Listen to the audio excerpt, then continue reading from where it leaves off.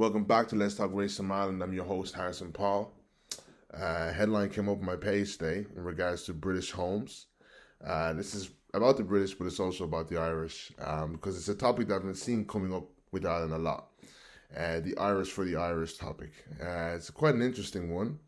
But here we have conservatives.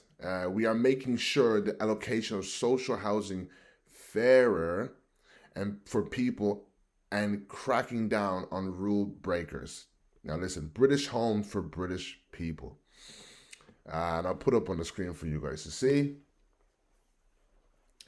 Listen, guys, we already know that, we are in a new stage and a new phase of this fight. We are no longer in a phase where people have vicious acts of racism. It's just not how things work nowadays. People are more intelligent. Any fight, any war has phases, different phases.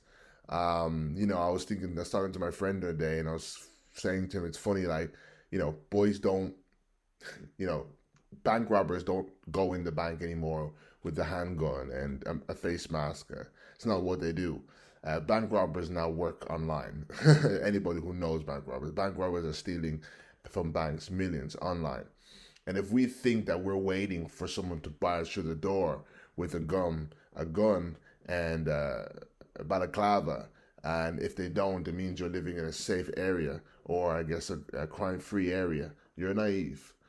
So I want black people to understand that, like any fight, like any war, we commence into different phases.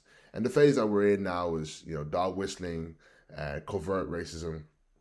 And you have to understand how to read the room. If you don't understand how to read the room, you fail. And you become a coon and you play to their tune. And, you come across as stupid. And that's one thing I've always said to myself. I think the white man takes us as a fool sometimes because of our inability to read the room. If I was a white man, I'm thinking if I ever thought black people were not smart, it was down to their inability to read the room. The inability to see that they're in an environment of people who don't really actually respect them, but they're just so pleased and happy with the fact that this environment is posing as they're really enjoying them and their entertainment or their presence. So I'm going to put up another part here on the screen where it says, we're ensuring decent, hardworking people are prioritized for the home they need. Listen how it said decent. Something else came up on my page today as well. I'm going to put up on for everyone to see. It is Liberty Soup Run in Dublin, right? It says, okay, where do I start? The notorious MMA, Conor McGregor, has done it again for the Liberty Soup Run. He said he was going to get us a brand new van, and look, tonight, true to his word, dropped it off to us. Conor, lost for words, bro. We are. You know how much this means to us. You deserve so much credit for doing this. This van is going to save lives, and thank you for backing us and for telling us you're with us all the way. Big thanks to your team, also Keith, Allen, the rest. Look forward to working with you in future, saving lives, probably. Thank you, my man. Respect. And I'll just put up a few of the pictures on screen there for you guys to see Conor, with his people. And look, this is my point, right? And I actually wrote to this, and I wrote something, and I shared it, and I said, this is what I love about white people. They couldn't give a rat's who offended you or who wronged you. They will defend and protect their own as long as it suits them alone.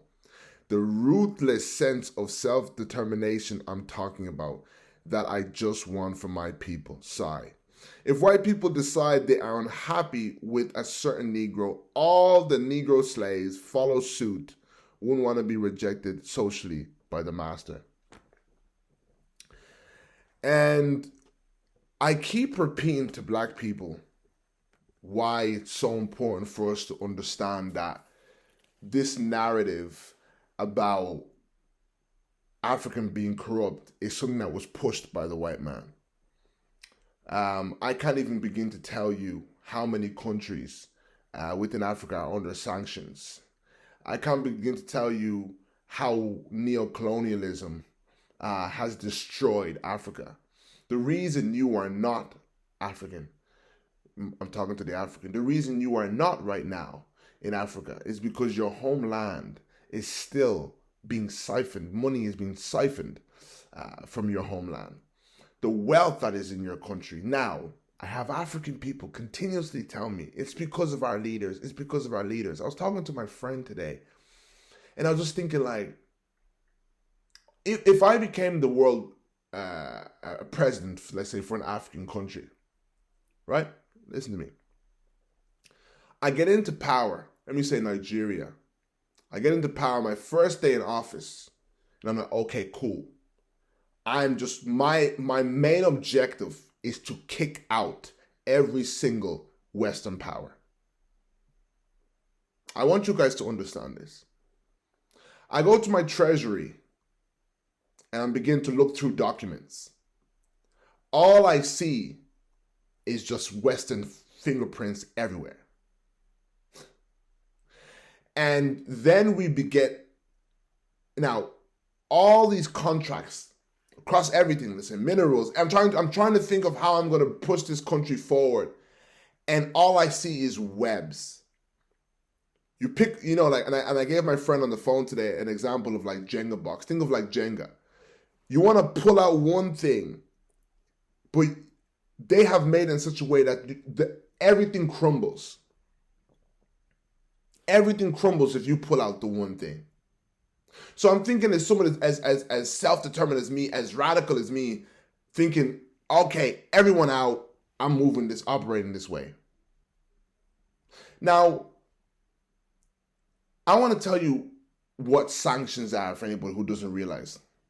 Just recently, Ghana were loaned back their own artifact. I want you to understand how corrupt the West are.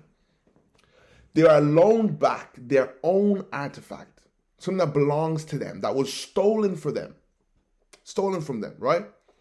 And now the British are saying, okay, we're going to loan it back to you.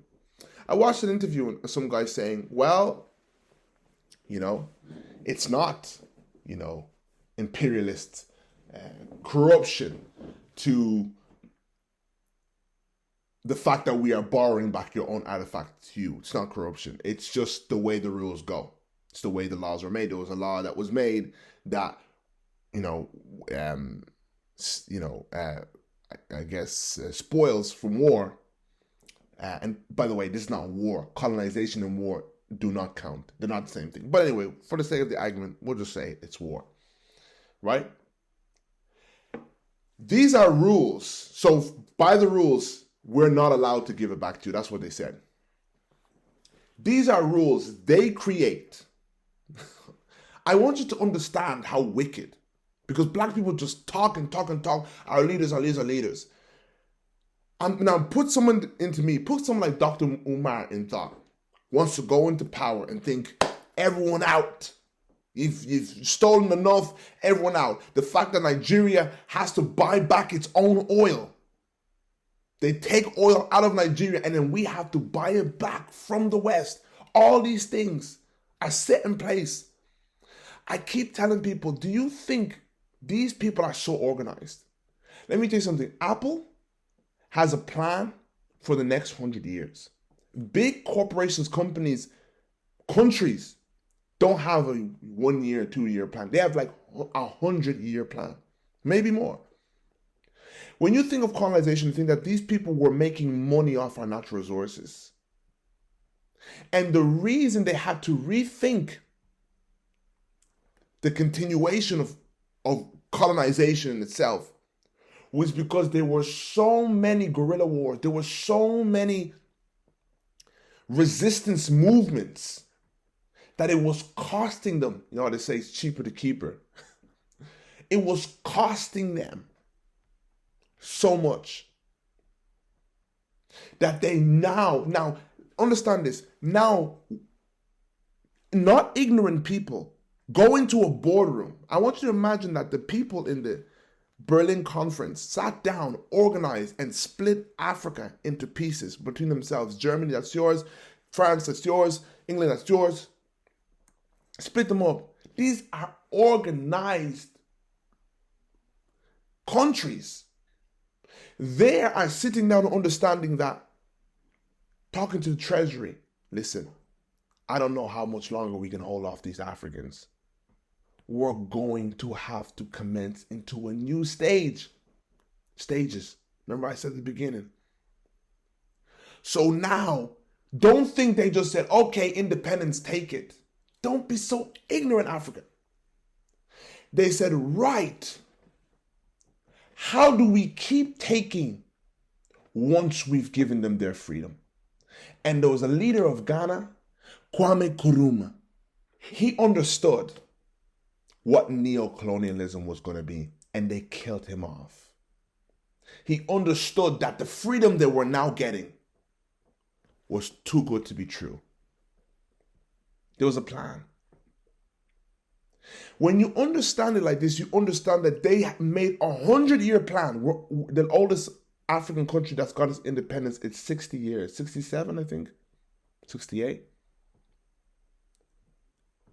They make 100-year plans. Okay, how do we have budgeted.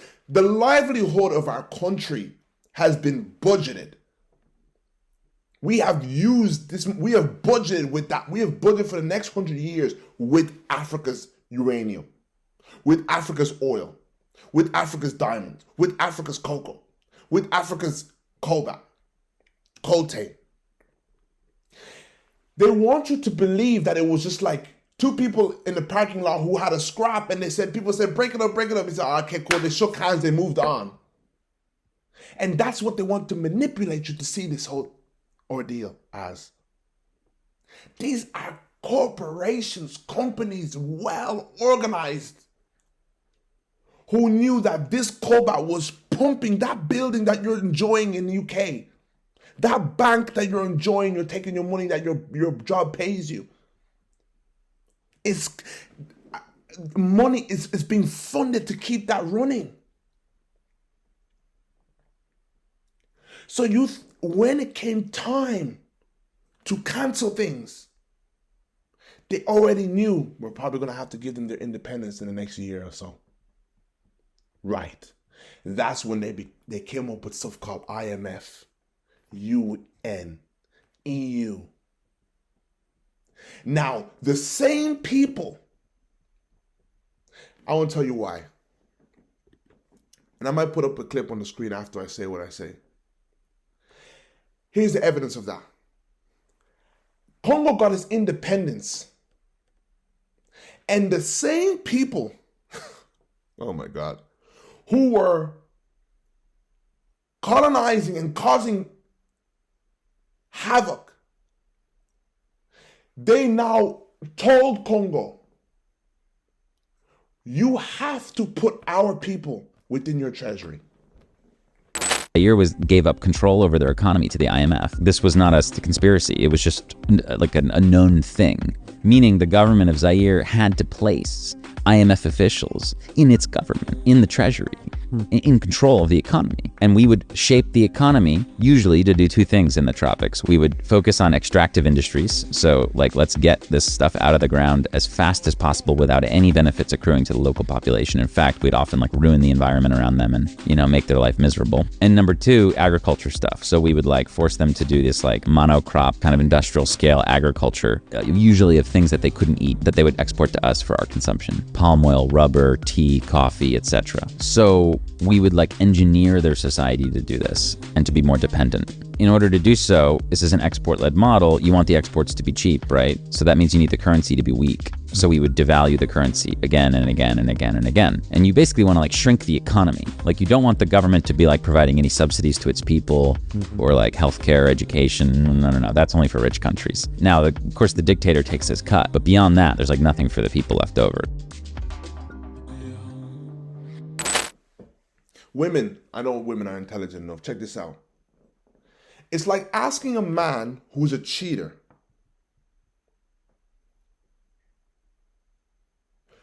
you guys plan to turn over a new leaf.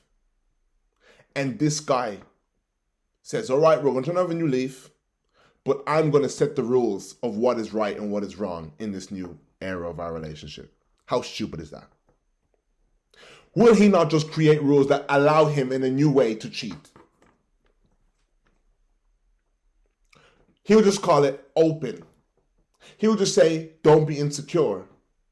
He'll just say, when I'm away from you at a long period of time, I should be able to do this and that. He'll create rules around his weaknesses. And they're no longer weaknesses. They're no longer corruption. It's ethical. So now we're being told that we cannot give you back, I'm back to Ghana, we cannot give you back your artifacts because it's against the law. Were we there when that law was made?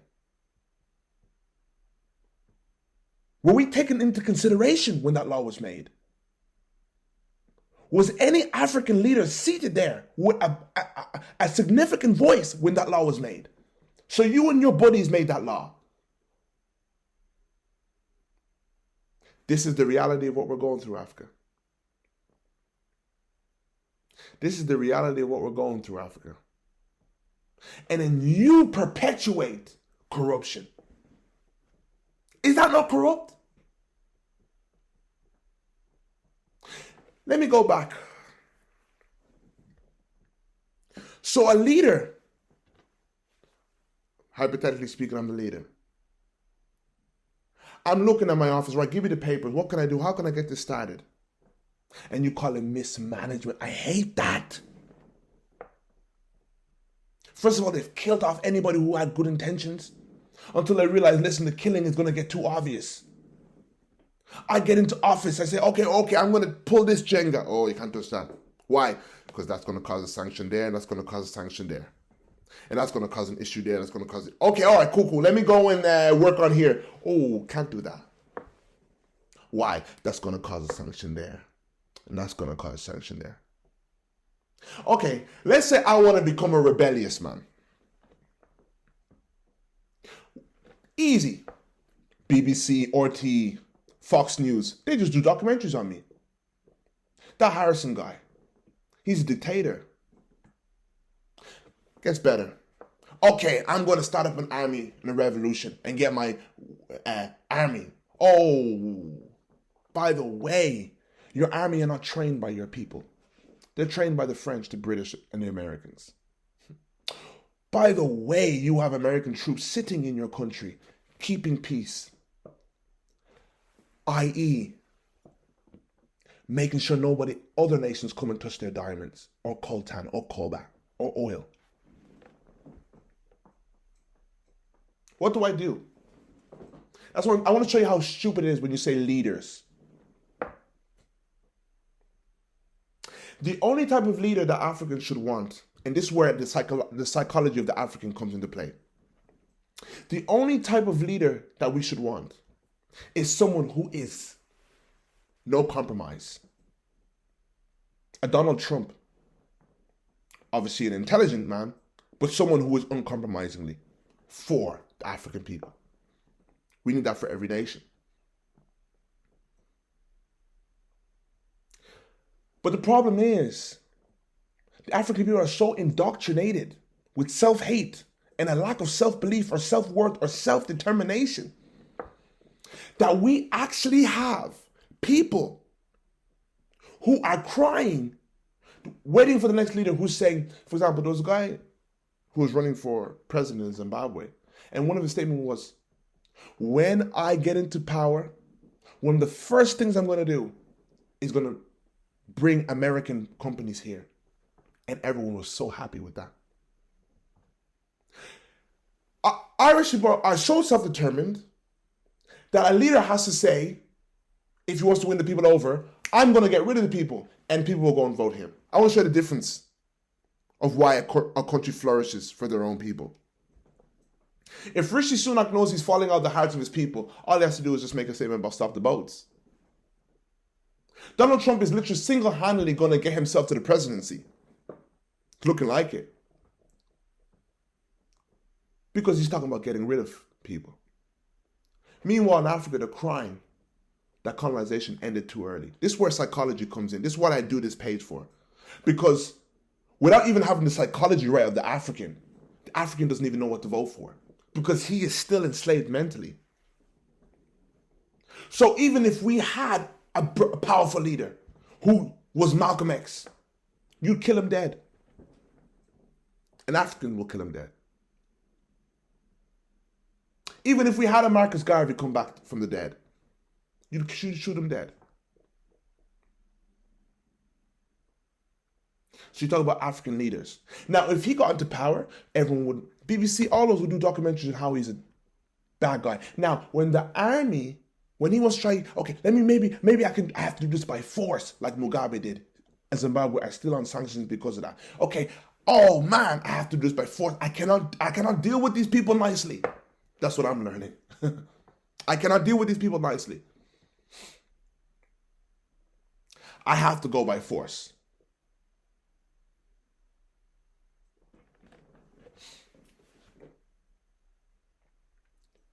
So now we create wars.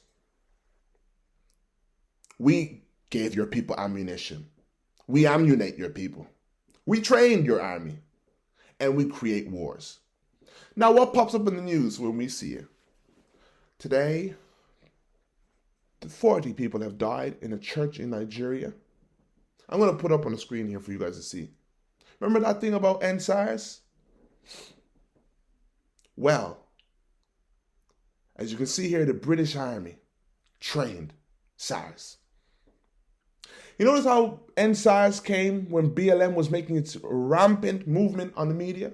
And 1 week we were complaining and we were all in unity about how we are tired of white oppression. And in the same breath, about 2-3 weeks later, we were now complaining about our own country again. You don't think that was strategical? You do not think that was strategical?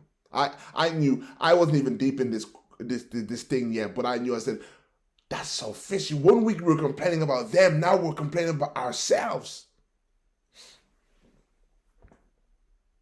So that leader now has been called a dictatorship. Why? Because 20 people died in a church. And they make it look like he's causing all this mayhem. Look, is this the guy you support? Is this the guy you look up to? Whereas white people, but for the fact Donald Trump is an idiot, I'm sorry. Let's say Donald Trump was an actually intelligent guy. They would argue till the end and say, well, as long as he's for me, he's not wrong. Here's where you get Conor McGregor. This is where I bring in Conor. As long as you're for the people, that's how self-determined Europeans are. As long as you're for me, that's all I could care about. Everyone else can come second. But the African is still mentally enslaved, that he comes second to his master. So, you talk about leaders, we wouldn't even vote the leader in. The type of leader Africa needed right now, we wouldn't even vote him in. We'd be too afraid. Oh, he's too harsh. Oh, he's too this. Why? Because we can't even get a movement going. We cannot even get a movement going without people trying to inject multiculturalism into that movement. We cannot even do a solid movement for black people without people trying to interject multiculturalism, aka gaslighting. We cannot even.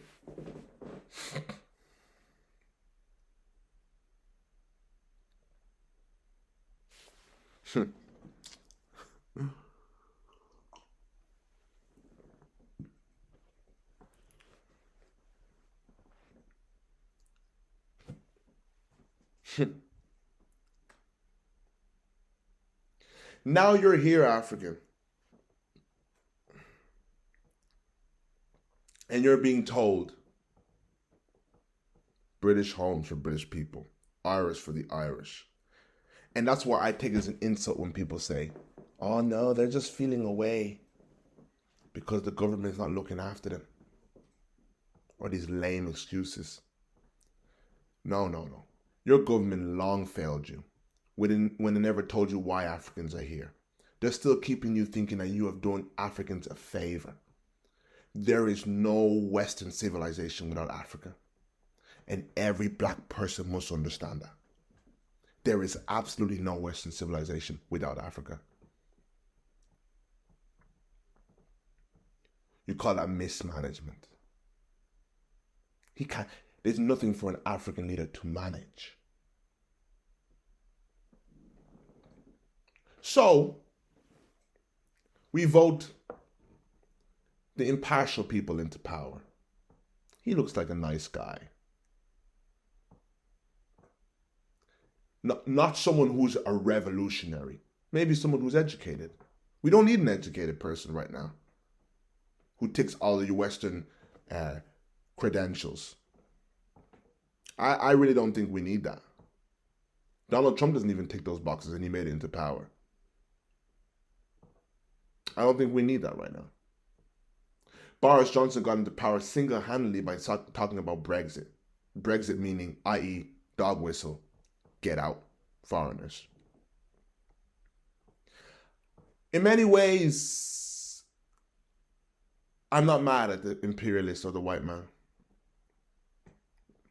No. He does his thing. I'm mad at my people who cannot seem to see through it. Who will spend hours and hours with black people online, complaining about African leaders, without understanding whenever has Africa belonged to Africa. With the naivety to actually believe that at one point, Africa belonged to Africa. To think that these Western powers were so naive as to give us our independence and really give us our independence. To cut off all the future profit that they had planned in the treasury for their country that was going to boost their civilization. To just say, you know what? My guilt, my conscience has stricken me. It's time to give Africans back what they're worth. And when it's time to reverse the psychology, that's why it starts with psychology. Everyone's afraid. No wonder we don't have a leader who's unwavering for African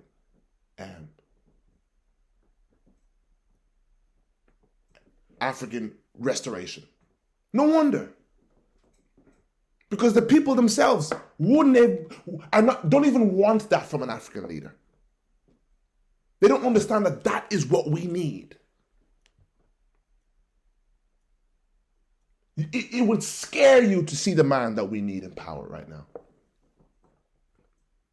And all the things he'd be willing to do to get there.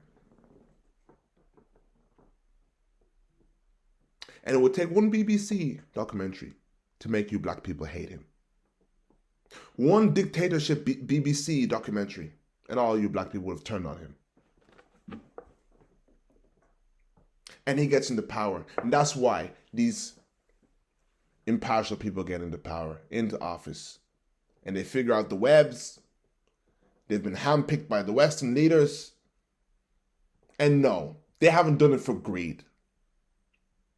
They've done it for a lack of belief. Over before it started. I may as well just push it a little bit further. It would have to get ugly before it gets pretty. It would have to get so ugly. But us as black people would have to be psychologically in tune. That we say, I don't care what BBC said. I don't care what so-and-so said. I don't care how bad it gets. I don't care if Macron kicked up a fuss using his army, French army. I don't care how it looked. I'm voting this man. I'm standing behind this man. I'm wearing his t-shirt. I'm wearing his cap. Get them out. Just like the West know how to do. And he bounces back in their hearts.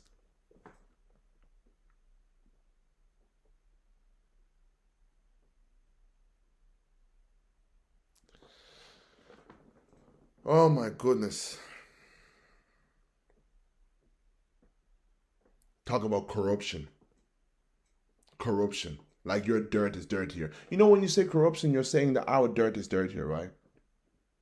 You've agreed that African corruption, African dirt is dirtier. Greed. Oh yeah, because Western leaders are not greedy. Oh yeah, because they're not greedy here. Oh yeah, because people are not taking their grandmothers and putting them in old homes here. Sick to die because of money, because they'd rather go out and get a job, and because this isn't a capitalist society. Oh yeah, because Africans are the people who put family and union over everything, and warmth. African can have nothing. African value. You can have nothing you will still share with a neighbor. Christmas time, certain people have nothing will still share with each other. Eat together. My mom tells me stories of my grandfather. Anybody who come off the street, eat dinner in their house. It was a regular thing for them. It's African values. Cousins will sleep together in the bed. Togetherness in Africa. But you believe these people who take their elders and throw them in an old home? You're not thinking straight African. Where is greedy? I know now if I was homeless, I know I could go to African people to take me in. African people with an African consciousness. Only here in Europe you can see a man who's homeless there in Dublin Street, and you'll find out that his family live around Dublin. Not helping him. Tell me, African, when you see a black man homeless, you think, where's his family? Why? Because you know black people, we wouldn't see that happen to each other. We'll eat nothing together. So it's our culture. That's why you see people happy and smile on their face with nothing in Africa. This capitalist society, they're less greedy than you. Why do you believe the lies, African? And then you're here apologetic? Sorry? They have a point? The government's not looking after them? Really? Because you think that they bring foreigners here and they do it out of the goodness of their hearts? They get benefits for every single foreigner they bring in. You bet. They get benefits. Because Western powers use these things as leverage, mind you. They use these things as leverage to the African people, to the African countries' leaders. Your kids are coming here. They want to come to college here. You think these people are doing out the goodness of their hearts because everyone wants to help, because the choker ads were always there to really help Africa. That's why. Isn't it? That's why. I'm ashamed I ever believed these lies. I'm so ashamed. But that's it, guys.